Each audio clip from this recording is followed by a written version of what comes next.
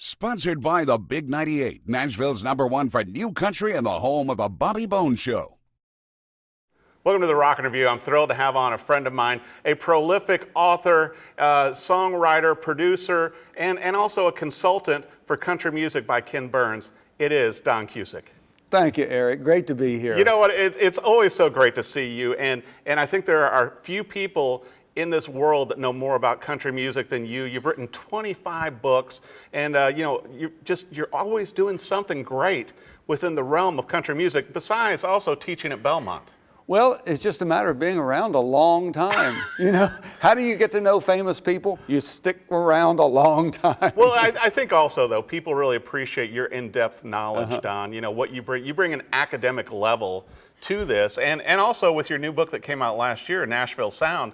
You and I were talking to where you didn't think it was going to be a coffee table book when it was first coming out. Yeah, I had no idea because I had written it. It was supposed to come out in 2017.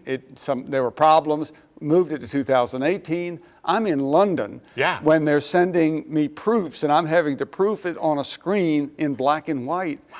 And I don't know, a month or so later, I get home and the package arrives and I open it and I go, whoa, this is pretty impressive. I'll tell you what, when I got the book in, before I reviewed it, I was just, it wowed me because with the pictures and with the depth of history, and you really found some unique facts I don't think have ever been published before, or at least you put them all into one book. You know, in 1945, at the end of World War II, there was not a single record label or record company in Nashville. And I did not know that. Yeah, and 15 years later, we're Music City, USA. Right. And what that book shows, and it kind of actually revealed itself to me later as we went along, is how Nashville became Music City, USA. Right. And all of those pictures, my assistant, Olivia Beaudry, really should have her name on the book too, because she hunted up a lot of pictures. The pictures are amazing. Yeah, they were, and you know, if you don't like to read, you can always look at the pictures. Yeah, I like both. Yeah. Well, let's also talk about how did you end up becoming a consultant on the hugely popular country music series that aired on PBS with Ken Burns. How did you end up involved in that, Don? Well, he called, or people around him called, and of course I'd written so much stuff, and I'd met him earlier. And had asked him about why didn't he do country music when he'd done jazz. Right. And so he, we were kind of aware of each other, and that we had that dinner, and then Dayton Duncan did most of the writing, and he would send me, a script. Right. And I would go through the script and say, you should have covered this, or you didn't cover that, or that kind of thing. Mm-hmm. They'd go back and rewrite the script. And then we went up to New Hampshire, as a group of us. Went up to New Hampshire a couple of years ago, 2 years ago, and watched everything. 2 hours in the morning, 2 hours in the afternoon. So much footage. 4 straight days, yeah. And at that time, he'd show the episode, and we would say, well, this needs a little more balance. Right. He was really into getting it right. Well, and I'll tell you what impressed me, and we were talking before we came in the studio, Don, to where every episode I learned something. Mm-hmm. And I thought I was pretty well versed in Nashville, and obviously having read a number of your books, it's like, but I learned something or a few things in every episode. Yeah, and that's the advantage of a Ken Burns coming in, because the things that people in Nashville in the industry sort of take for granted, they don't think about, they don't realize they know. All of a sudden, when Ken does it, here's an outsider, widely respected, and it's new, breathes new life on it. Well, you and I were at the premiere of it. Yes. At the Grand Ole Opry, and I just thought that was amazing. And you and Ralph Emery were there. Yeah. And I think what was so great too, with watching the documentary with the series Country Music, so many of those people now have passed. Yes. And at least they were captured through their interviews and everything. Now you've also worked with a study guide that is tied to these, right? Well, they want to take, they've done this with a number of Ken's projects, into the classroom. Right. And so there'll be a section like on the Great Depression, yeah, or World War II, tied in, because that documentary is American history with a soundtrack. Totally. American history with a song. And it's a country song. Yes. Because country music represents the working class, the backbone of America. Not the elites, but the backbone. And so this is kind of a story of, I hate to use the term real America, but the day-to-day American average, ordinary American. Right. Yeah. Well, I have to bring this up too. A lot of viewers may not realize that you're also a prolific songwriter and have had songs recorded by the likes of Bobby Bear, Yeah. Ray Stevens. I mean, the list goes on and on. Yeah. Yeah, I sneak When do you that find in. time for that? I sneak that in every now and then. I wrote a musical on Minnie Pearl. Really? Yeah, and Chaffin's Barn Dinner Theater has put it on twice and is going to put it on again next year. I'll have to go see it. Yeah, and no problem with getting a ticket. I'll make sure you got I one. got a yeah. friend. Yeah. Well, and you and I were talking before we came down in the studio, Don, to where obviously you're always working on things and you teach at Belmont and have helped so many students, and really you were ahead of your time when you launched this kind of course at Belmont.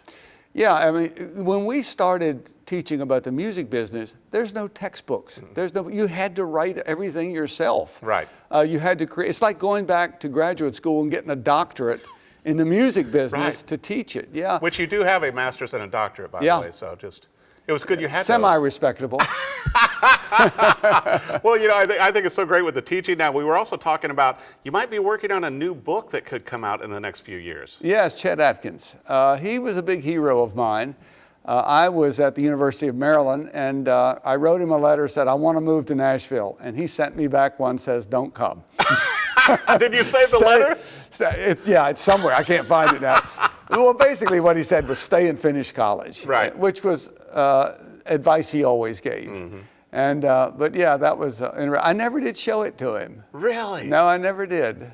That is just it has to be in the book. Yeah, it will be. Yeah, because you listened, but you eventually did come here. Yeah, I did come and got to know him. I never knew him well. I wasn't one of his inside buddies, but yeah, we knew each other. I interviewed him. Well, and I think he is so worthy of having an in-depth book like that. And with what you can bring to it with the interviews will just be great. Well, the historical perspective is so important with him because he comes to town when there's no recording industry. Right. And by the time he leaves, he is emblematic of the recording industry, one of the fathers of music. Well, and once again, talking about the country music documentary, I had no idea that the Carter family, helped bring him on. Oh, yeah. He would not have gotten to town without the Carter family. The Grand Ole Opry wanted to hire him, but hire them without Chet. Right. They said, we don't come if Chet doesn't come, and they haggled that for a while. I found that so interesting because obviously for my age, it's like I just always thought of Chet as an icon and heading up to studios and everything else. To think that they didn't want him. And that he was a starving guitar player too for a lot of, and got fired from I don't know how many jobs. Wow. Yeah. Just amazing. Well, I want to make sure our viewers know where's the best place, with your website, social media, everything else, Don, to keep up with your book signings, to buy their own copy of the book, The Nashville Sound. Where should they go? Well, Amazon is where the book is, okay. and of course it's in stores as well. I'm on Facebook, and I've got doncusic.com for my website, and then I just walk around and say, go buy the book. Well, you do a number of book signings, which I think is incredible. And also that you go into the classroom with your books and with your knowledge and share that. And I think it's so important because I think people forget. Yeah. And I think it takes someone, like you to bring up those incredible facts so that we know them and they can continue to live. Thank you. And it's always a surprise to students, first day of class, wait a minute. He wrote it's the same guy. And they run and call their parents. I hear about that later, Oh, I'm sure. But in Nashville, you're always somewhere at a cool event. I always see you. I just look for the hat, I can find you everywhere. But be sure and pick up a copy. Nashville Sound, incredible book. I think you'll want to share it with your friends. And if you catch him at a book signing, he may even sign it for you. I'll sign it, and I would encourage you to get it as a gift. It's a great gift to give away at Christmas. There you go. And to keep out on the table to help talk about Nashville and some great music, right? You may have to buy a coffee table. Well, there you go, which is a good reason to have one, right? Yes. Maybe a guitar-shaped one. It is Don Cusic. Be sure and keep up with him online through social media. Get a copy of the book, and I can't wait for the Chet Atkins book also. Thanks for watching The Rockin' Review. Sponsored by the Big 98, Nashville's #1 for new country and the home of the Bobby Bones Show.